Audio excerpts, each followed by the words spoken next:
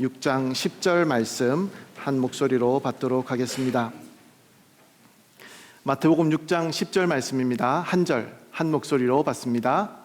주의 나라가 임하게 하시고 주의 뜻이 하늘에서와 같이 땅에서도 이루어지게 하소서. 아멘. 사랑하는 하나님, 감사합니다. 오늘 예수님께서 우리에게 하나님 뜻이 이 땅 가운데 이루어지기를 간구하라고 말씀하여 주시니 감사합니다. 하나님, 하나님의 뜻이 무엇인지, 또 하나님의 뜻이 이 땅 가운데 이루어진다는 말이 무슨 의미인지를 우리가 함께 묵상하는 가운데 하나님, 하나님께서 놀랍게 일하시는 방식을 찾아갈 수 있도록 주님 도와주시고, 또 알고 고개 끄덕이고 믿고 끝나는 것이 아니라 믿은 대로 살아내는 그런 우리가 될 수 있도록 주님께서 인도하여 주시옵소서. 하나님 말씀의 비밀을 오늘도 찾아가기를 원합니다. 한 사람도 그냥 왔다가 돌아가지 않도록 주님께서 하나하나 찾아가 주시고 말씀하여 주시고 깨우쳐 주셔서 오늘 내가 하나님의 뜻이 이 땅 가운데 이루어지기를 위해서 내가 할 수 있는 일이 무엇인지에 대해서 묵상하며 고민하며 돌아갈 수 있는 그런 시간 될 수 있도록 주님 함께하여 주시옵소서. 죄인입니다. 주님, 저는 가리어 주시고 하나님 말씀만이 우리 가운데 아름답게 기억되며 또 나타날 수 있도록 주님께서 인도하여 주시옵소서. 감사합니다. 예수님 이름으로 기도합니다. 아멘. 자리에 앉으시겠습니다. 우리는 마태복음을 계속해서 순서대로 함께 살펴보고 있습니다. 특별히 지난 몇 주간은 우리가 예수님께서 우리에게 가르쳐 주신 기도이죠, 주기도문을 묵상을 했습니다. 지지난 주에는 주의 나라에 대해서 생각했었죠.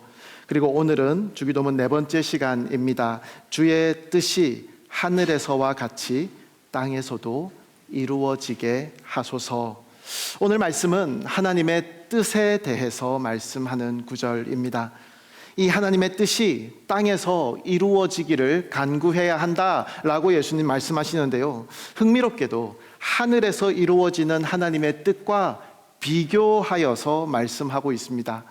자, 그렇다면 예수님께서는 왜 하나님의 뜻이 하늘에서와 같이 땅에서도 이루어지기를 기도하라고 가르치셨을까요? 하늘에서 이루어지는 하나님의 뜻과 땅에서 이루어지는 하나님의 뜻에는 어떤 차이가 있다는 그런 말일까요? 예수님께서는 왜 하나님의 뜻이 하늘에서와 같이 땅에서도 이루어지기를 기도하라고 가르치셨는지에 대해서 이해하려면 먼저 하나님의 창조에 대해서 생각해 볼 필요가 있습니다.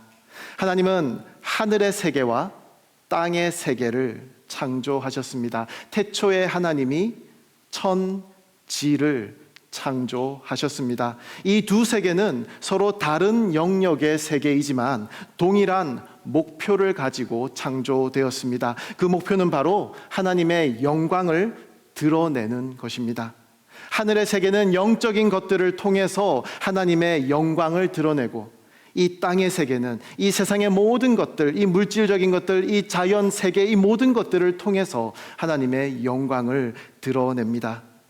우리 사람은 이 두 세계와 모두 관계를 맺는 존재로 창조되었습니다. 창세기 2장 말씀이죠. 여호와 하나님께서 땅에서 취하신 흙으로 사람을 빚으시고 그 코에 생기를 불어넣으시자 사람이 생명체가 되었다고 말씀합니다. 우리의 몸은 이 땅에 속해 있지만 우리의 영혼은 하늘의 세계와 연결되어 있다라는 말씀입니다. 이것이 우리를 특별한 존재로 만듭니다. 우리는 두 세계 모두와 관계를 맺을 수 있는 유일한 그런 존재이기 때문입니다. 유일하게 사람에게만 영혼이 허락되어졌다라는 말씀이죠. 심지어 천사들에게도 이러한 위치와 역할이 부여되지 않았습니다.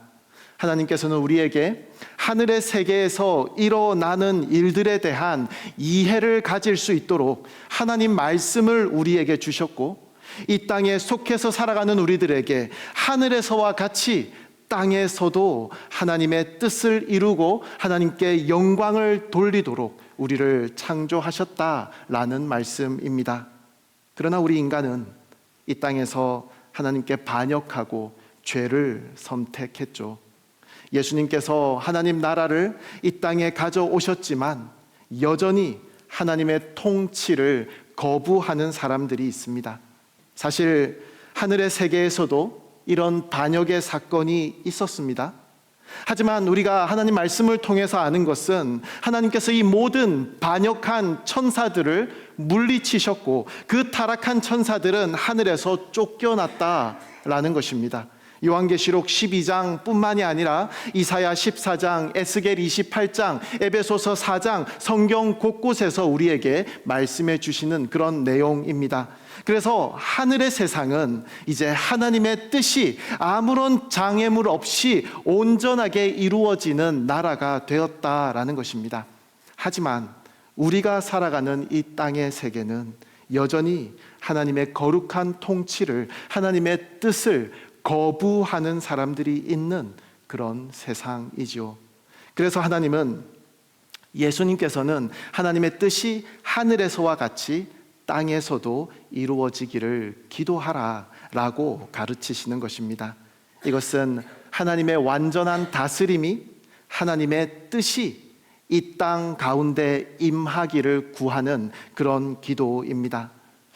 그런데 이 기도를 하라는 말씀을 들어보면 우리에게 중요한 사실을 하나 상기시켜 줍니다. 만약 우리가 하나님의 뜻이 땅에서 이루어지기를 기도해야 하는 것이라면 그 말은 곧 하나님의 뜻이 이 땅에서는 항상 이루어지고 있는 것이 아니라는 말씀이 아닐까요? 여러분, 하나님의 뜻이 온전히 이루어지지 않는다라는 것이 가능한 일입니까? 우리는 하나님께서 완전하신 분이라는 것을 믿습니다. 하나님께서 뜻하신 일이 하나님의 뜻하신 대로 이루어지지 않는다면 그 하나님은 완전하신 하나님이 아니라는 그런 의미입니다. 그 장소가 땅이든 하늘이든 하나님의 뜻이 이루어지지 않을 수 없다라는 것을 말씀하고 있는 것입니다. 그렇다면 예수님께서는 왜 우리에게 주의 뜻이 하늘에서와 같이 땅에서도 이루어지기를 기도하라라고 가르치시는 것일까요? 자, 이 질문에 답하기 위해서 우리는 먼저 하나님의 뜻이 무엇인지를 확인하고 넘어가야 합니다. 왜냐하면 오늘 예수님의 가르침처럼 하나님의 뜻이 우리 기도의 제목이어야 하고 또 하나님의 뜻대로 우리가 살아가려고 노력해야 할 것이기 때문입니다. 하나님의 뜻이 이 땅 가운데 실현되기 위해서 우리 성도에게 주어진 역할이 있을 것이기 때문입니다. 여러분, 하나님의 뜻은 무엇입니까? 흔히 우리는 이 질문 앞에 먼저 의기소침해지곤 합니다. 10길 물 속은 알아도 한 길 사람 속은 모른다라고 하지 않습니까? 사람의 속마음, 사람의 뜻도 우리는 쉽게 알아차리지 못하는 그런 우리들인데 어떻게 하나님의 뜻을 알 수 있겠냐라는 생각이 먼저 들기 때문입니다. 사실 틀린 말은 아닙니다. 우리는 유한한 인간이고요, 하나님은 무한하신 하나님이기 때문에 그 하나님의 영원하신 뜻을 우리가 알 길이 있겠냐라는 생각이 들기도 한다라는 것입니다. 그런데 여러분, 우리가 사실 다 이 사춘기 시절을 겪을 때 정말 부모님의 마음과 뜻을 몰랐기 때문에 삐딱한 자세를 보였던 것이 아니지 않습니까? 지금 우리 자녀들 중에 사춘기 시절을 겪고 있는 아이들이 있다면 그 아이들이 정말 내 마음을 몰라서 지금 그렇게 행동하고 있다라고 생각하시는 분은 아마도 그리 많지 않을 것이라고 생각이 듭니다. 우리가 정말 알려고 한다면, 우리가 정말 그 뜻대로 살고자 한다면 하나님의 뜻을 알 수 있다라는 것입니다. 하나님 말씀이 우리에게 보여주시기 때문입니다. 우리가 정말로 마음과 뜻과 힘을 다하여 하나님 아버지를 사랑하고 그 뜻대로 살고자 한다면 우리는 아버지의 뜻을 알 수 있고 그 뜻대로 우리는 행하고자 할 것이라는 말씀입니다. 사실 우리가 지금까지 살펴본 주기도문만 생각해 봐도 하나님의 뜻이 무엇인지 확인할 수 있지 않습니까? 여러분, 하나님의 뜻은 무엇입니까? 하나님의 이름이 거룩히 여김을 받는 것입니다. 우리를 통해서, 온 세상을 통해서 하나님의 이름이 높임을 받는 것입니다. 하나님께서 예배를 받으시는 것입니다. 또 하나님의 뜻은 무엇입니까? 하나님의 나라가 이 땅에 임하는 것입니다. 하나님의 통치가, 하나님의 다스리심이 온 세상에 미치는 것입니다. 온 세상이 하나님의 다스림을 인정하는 것입니다. 온 세상을 창조하신 하나님께서는 하나님께 영광이라는 그 궁극적인 목적을 이 창조하신 세상을 통해서, 그리고 이 창조 이후에 일어나는 모든 역사를 통해서 이루시기를 원하신다라는 것입니다. 이것이 하나님의 뜻입니다. 사도행전 4장에 보면 예수님의 고난과 죽음에 대해서 말씀하시며 이것조차도, 이 모든 일조차도 주의 능력과 뜻에 의해 미리 정하신 일을 그들이 단지 이룬 것뿐입니다 라고 말씀합니다. 이것도 하나님의 뜻이었다라는 것을 말씀해 주십니다. 또 성경은 하나님께서 세상과 인류를 향해서 가지시는 하나님의 계획이나 하나님의 의지를 하나님의 뜻이라고 설명합니다. 예수님은 요한복음 6장에서 하나님의 뜻에 대해서 말씀하실 때, 내 아버지의 뜻은 아들을 보고 믿는 사람마다 영생을 얻게 하는 것이니, 요한복음 3장 16절 말씀이 기억나는 말씀이죠. 하나님의 뜻은 사람들이 예수님을 보고 하나님을 알아 예수님을 믿고 구원을 얻는 것이다 라고 말씀하십니다. 이 일을 위해서 독생자 예수 그리스도를 십자가에 죽게 하셨다라는 그 사실만 놓고 보더라도 우리는 명백한 하나님의 뜻을 확인할 수가 있다라는 것입니다. 뿐만 아니라 이 일을 위해서 바울을 사도로 부르시는 것도 하나님의 뜻이었다라고 말씀합니다. 고린도전서 1장 어떻게 시작하죠? 하나님의 뜻에 따라 그리스도 예수의 사도로 부르심을 받은 바울과 형제 소스데네는 이라고 시작하죠. 잃어버린 영혼들이 주님께로 돌아오는 것이 바로 하나님의 뜻이라는 것입니다. 또 하나님의 뜻은 무엇입니까? 데살로니가전서 4장에 보면 하나님의 뜻은 이것이니 여러분이 거룩하게 되는 것입니다. 5장은 항상 기뻐하십시오. 쉬지 말고 기도하십시오. 모든 일에 감사하십시오. 이는 그리스도 예수 안에서 여러분을 향하신 하나님의 뜻입니다 라고 말씀합니다. 하나님의 뜻은 이렇게 구원받은 백성들이 거룩하게 사는 것, 하나님 앞에서 구별되게 사는 것, 항상 기뻐하며 모든 일에 감사하며 풍성하게 사는 것, 이것이 하나님께서 말씀을 통해서 우리에게 허락하신 하나님의 뜻이라는 것입니다. 자, 그렇다면 이 모든 하나님의 뜻은 이 땅 가운데 살면서 온전히 성취되고 있습니까? 데살로니가 전서를 보면 우리가 거룩하게 되는 것이, 우리가 항상 기뻐하는 것이, 우리가 모든 일에 감사하는 것이 하나님의 뜻이라고 말씀하는데, 과연 우리 삶 가운데는 하나님의 뜻이 온전히 이루어지고 있습니까? 우리는 그러지 못한 삶을 살아가고 있다라는 것을 잘 알고 있습니다. 그리고 우리는 이 땅에서 하나님의 이러한 뜻이 온전히 이루어지지 못하고 있는 이유가 바로 하나님을 반역하였던, 아니 지금도 반역하고 있는 우리 인류의 죄에 있다라는 것을 또한 잘 알고 있습니다. 자, 그렇다면 하나님께서는 실패하신 것입니까? 하늘에서 일어났던 악한 영의 반역 사건에 대해서는 하나님께서 완전히 제압하심으로 하나님의 뜻이 하늘에서는 다 이루어지도록 하셨는데, 땅에서는 그렇게 하실 수 있는 여력이 안 되는 것입니까?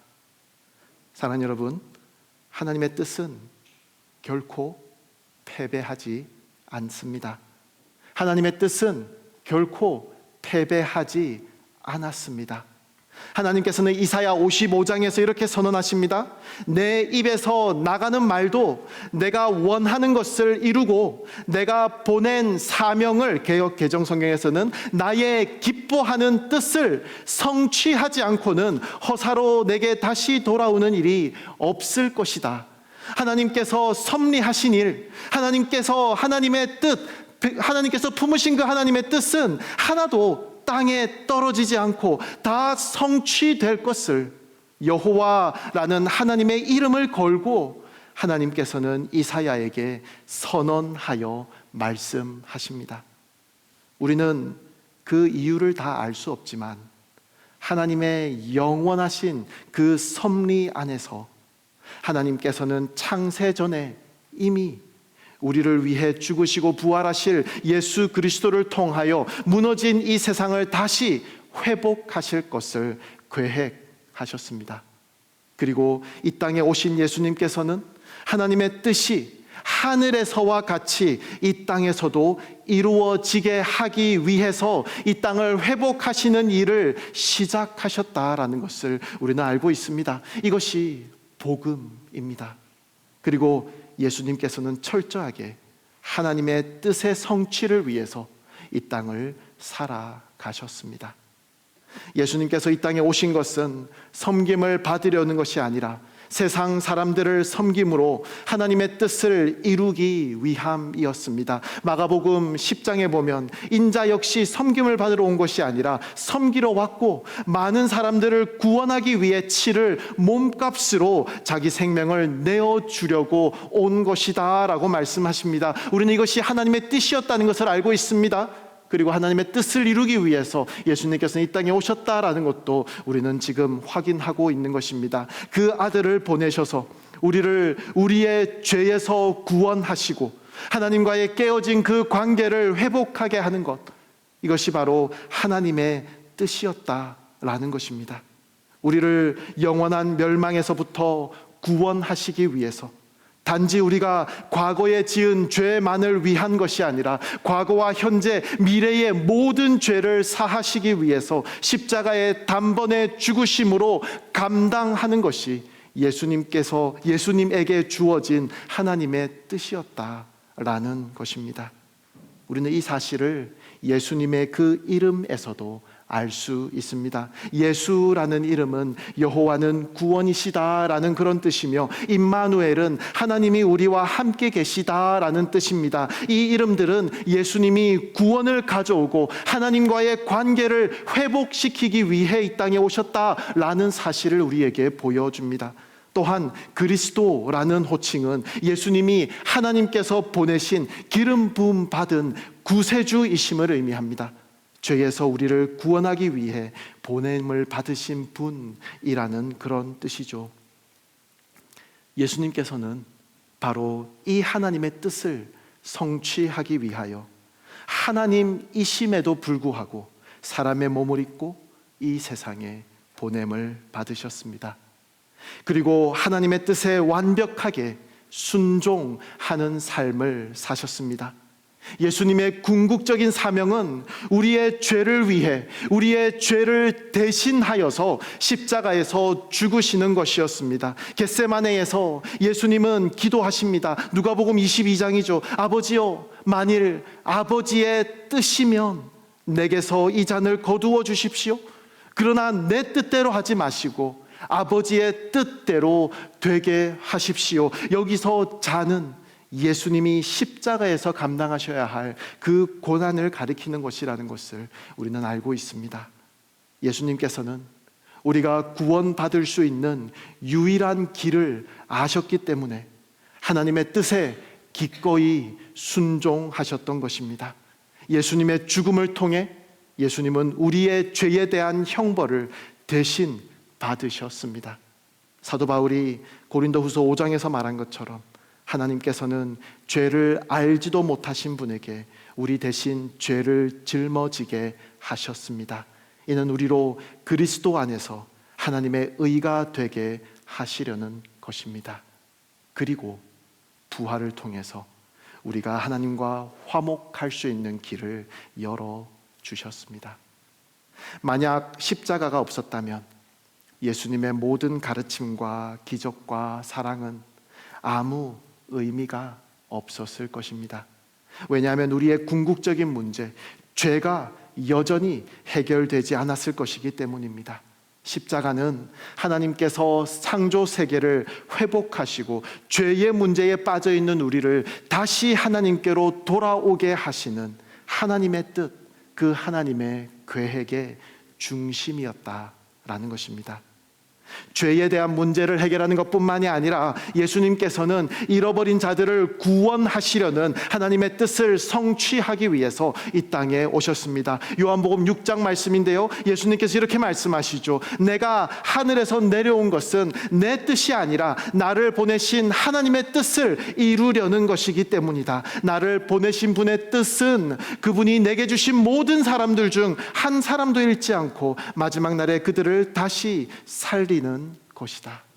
잃어버린 자들을 돌아오게 하여 돌이킬 수 없을 것 같았던 하나님과 우리의 관계를 회복시키는 것, 그리고 이를 통해서 망가져버린 다른 세상의 모든 관계들을 치유하는 일을 시작하셨다라는 것입니다. 예수님의 죽음을 통해서 하나님께서는 죄에 대한 공의를 만족시키시는 것과 동시에 죄인들을 향한 놀라운 사랑을 나타내셨다라는 것입니다. 골로새서 1장은 말씀합니다. 이것은 아버지께서 모든 충만으로 아들 안에 거하게 하시기를 기뻐하셨고, 하나님의 뜻에 대한 말씀이죠. 그 아들의 십자가의 피로 평화를 이루어 만물, 곧 땅에 있는 것이든 하늘에 있는 것이든 모든 것이 아들로 인해 자기와 화목하게 되기를 기뻐하셨기 때문입니다. 하나님의 뜻에 대한 이야기입니다. 이처럼 예수님께서는 우리 인류를 향한 하나님의 뜻을 철저하게 이루기 위한 방향으로 우리의 구원과 하나님과의 화해를 위한 길을 그렇게 걸어가셨다라는 것입니다. 이것이 하나님의 뜻과 관련된 예수님의 이야기입니다. 자, 이제 우리 이야기로 넘어가 보겠습니다. 지지난주에 우리는 하나님 나라가 이미 능력 가운데 이 땅에 임했지만 아직 완전히 이루어진 것이 아니라는 점을 생각했습니다. 그리스도의 십자가와 부활로 죄와 사탄은 결정적인 패배를 당했지만 여전히 이 땅에서 제한적인 영향력을 행사하고 있습니다. 또한 이 세상의 나라들과 그 가치, 체계들은 하나님의 통치 앞에서 이미 무너지기 시작했으며 반드시 끝날 운명이지만 아직 완전히 사라진 것은 아닙니다. 즉, 세상 권세는 그 뿌리가 흔들리고 붕괴되고 있지만 마지막 심판이 오기 전까지 계속해서 작동하며 사람들에게 영향을 미친다라는 것입니다. 이처럼 하나님 나라는 이미 시작되었으나 그 충만한 완성은 아직 남아있는 그 두 시대가 겹쳐져 있는 때를 우리는 살아가고 있다라는 것입니다. 이 세상 속에서 어떤 이들은 이렇게 무너져가는 세상의 체제와 가치관을 따르기를 거부하고 대신 하나님 나라의 시민으로 살기를 선택합니다. 바로 그리스도를 믿는 자들, 우리 그리스도인입니다. 우리는 함께 교회를 이루며 십자가를 중심으로 한 새로운 공동체로 이 땅을 살아갑니다. 비록 몸은 이 땅에 있지만 마음과 삶의 방향은 하나님 나라의 가치와 하나님의 뜻을 향해 있다라는 것입니다. 이기심과 세상적 욕망을 쫓기보다 하나님을 사랑하고 이웃을 섬기는 삶을 선택하는 공동체이다라는 것입니다. 그렇다면 이것은 우리에게 무엇을 의미할까요? 그리스도를 따르는 우리는 그리스도께서 그렇게 간절히 원하셨고 또 그렇게 살아가셨던 것처럼 하나님의 뜻이 하늘에서와 같이 땅에서도 이루어지기를 간절히 바라는 사람들이라는 것입니다. 여러분, 하나님은 우리가 없다고 하나님의 뜻을 이루지 못하는 분이 아니십니다. 그러나 하나님은 우리를 하나님 나라 확장에 동참시키시고 하나님의 뜻을 이루는 일에 참여시키기를 원하신다는 것입니다. 이것은 우리에게 허락하신 놀라운 특권입니다. 하나님은 능력이 부족해서가 아니라, 여력이 없어서가 아니라, 주의 백성을 사랑하시기 때문에 우리의 삶을 사용하시기를 원하신다는 것입니다. 우리의 기도를 사용하기를 원하신다는 것입니다. 여러분, 하나님의 뜻은 분명합니다. 성경이 기록하고 있습니다. 또한 하나님의 전능하신 그 하나님이심을 우리는 고백합니다. 분명히 하나님께서 스스로 하나님의 뜻을 이루어 가시는 그 방법이 사실은 가장 쉽고 간단한 방법이라는 것입니다. 그런데 하나님께서 많이 하실 수 있는, 하나님께서 적극적으로 개입하셔야만 했던 그런 일들을 제외하고는 하나님은 사람을 통해서 일하는 그 방식으로 하나님의 뜻을 이루어 가기를 원하신다라는 것입니다. 하나님께서는 세상을 만드셨습니다. 그리고 하나님 보시기에 좋았던 그 세상을 하나님께서 직접 처음부터 끝까지 다 다스리시면 그 어떤 문제도 생기지 않았을 것입니다. 하지만 그 하나님의 땅을 하나님의 형상으로 만들어진 인간에게 맡기시는 장면을 보게 됩니다.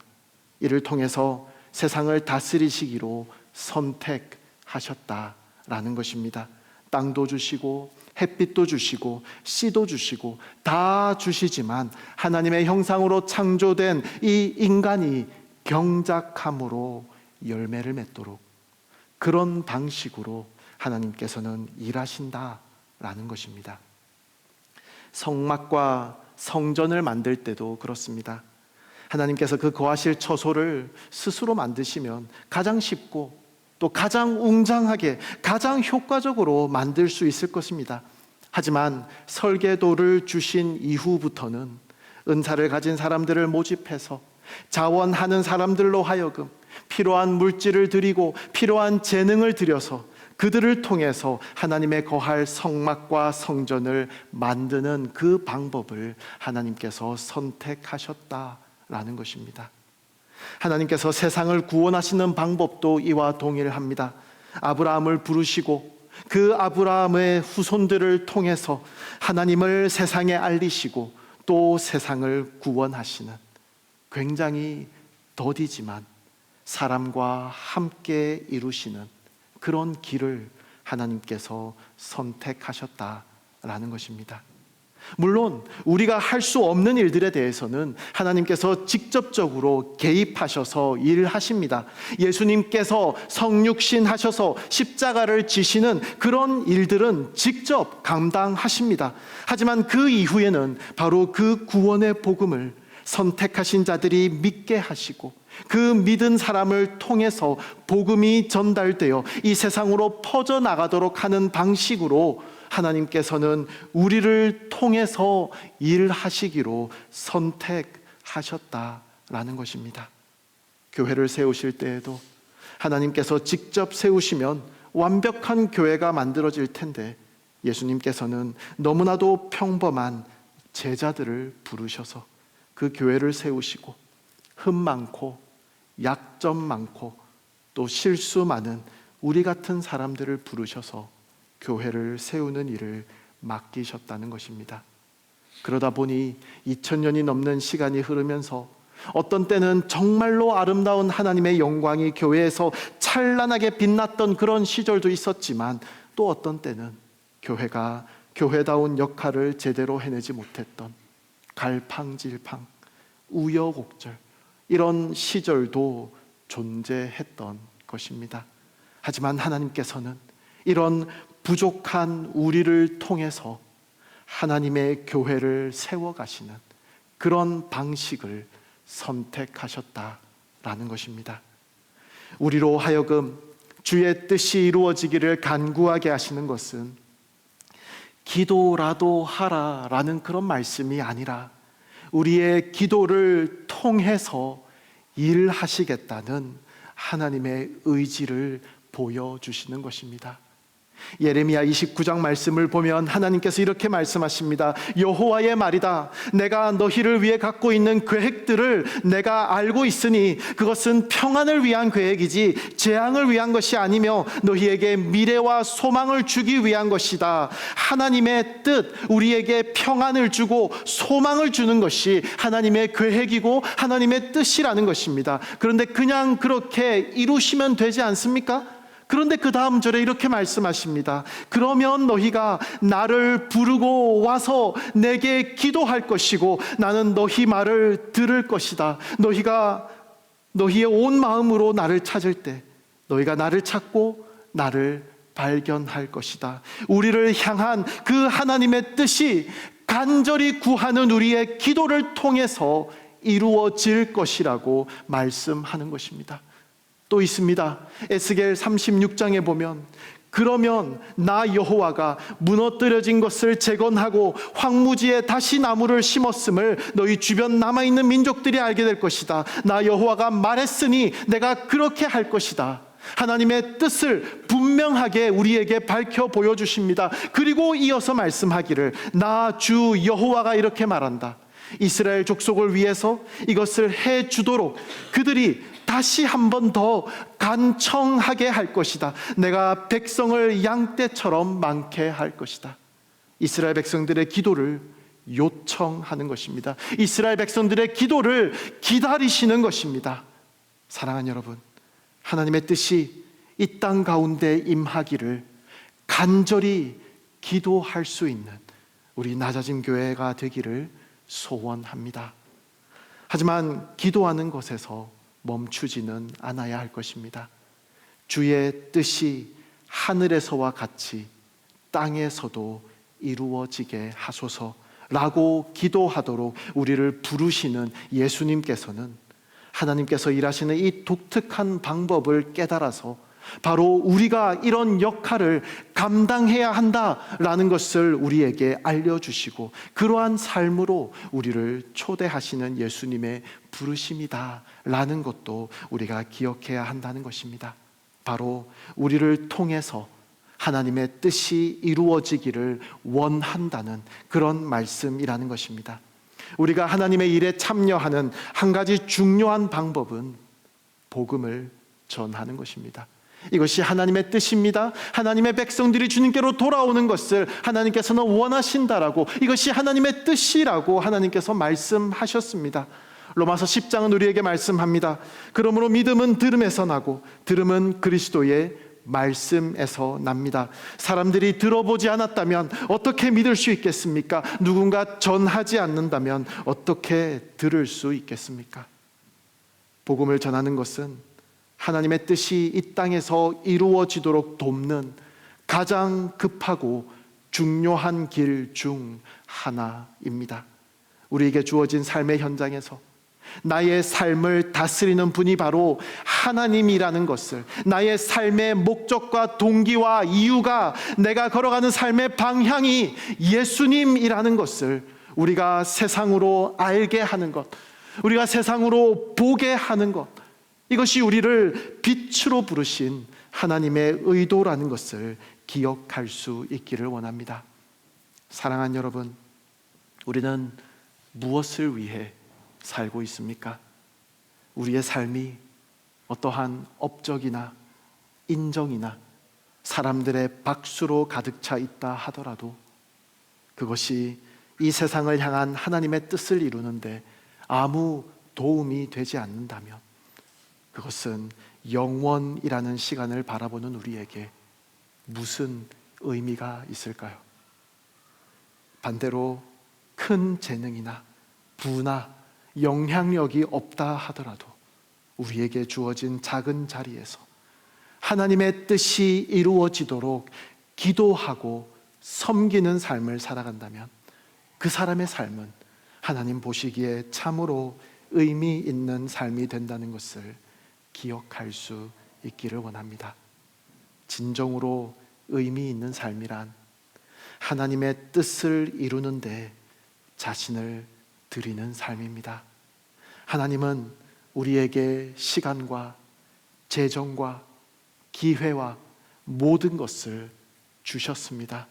그것들은 단순히 나 자신의 만족과 풍성함을 위해서 사용하라고 주신 것이 아니라 하나님 나라와 하나님 뜻을 위해서 사용하라고 주신 것입니다.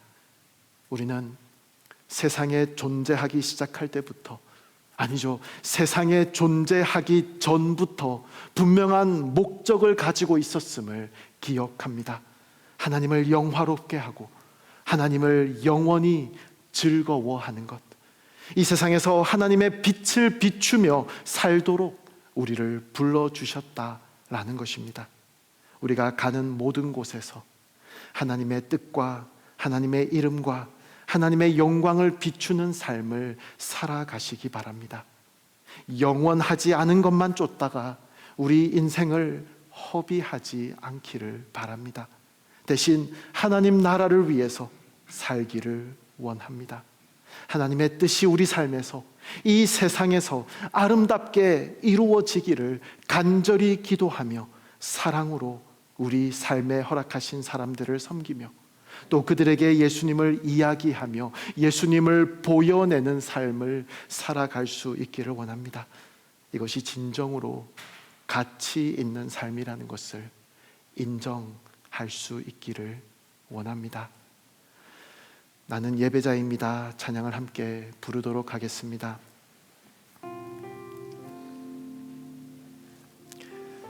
하나님 아버지, 오늘 우리에게 말씀을 주시고 하나님의 뜻이 하늘에서와 같이 땅에서도 이루어지기를 구하게 하시니 감사합니다. 주님, 우리의 연약함에도 불구하고 우리를 주의 뜻을 이루는 통로로 부르시고 사용하기를 기뻐하시는 하나님의 은혜를 찬양합니다. 우리의 삶이 예배가 되며 우리가 서 있는 자리마다 하나님 나라가, 하나님의 뜻이 드러나게 하여 주시옵소서. 하나님, 우리의 마음을 드립니다. 우리의 시간과 우리에게 허락하신 재능과 계획과 걸음이 모두 주님의 뜻 아래에 놓이게 하여 주시옵소서. 우리 가정과 우리 교회와 우리 일터에서 주의 선하신 뜻이 풍성하게 이루어지게 하여 주시옵소서. 주님, 우리가 기도하며 고백한 모든 제목 위에 주의 손을 더하셔서 주의 나라와 주의 영광이 우리 가운데 나타나는 은혜를 허락하여 주시옵소서. 우리는 우리에게 주신 하루하루의 삶 가운데서 주의 뜻을 향해서 살아갈 수 있는 길이 무엇인지를 고민하며 하나님의 뜻을 향한 간절한 마음을 가지고 하나님을 더욱 사랑하며 하나님을 더욱 예배하며 살아가는 우리가 되게 하여 주시옵소서. 감사합니다. 예수님 이름으로 기도합니다. 아멘.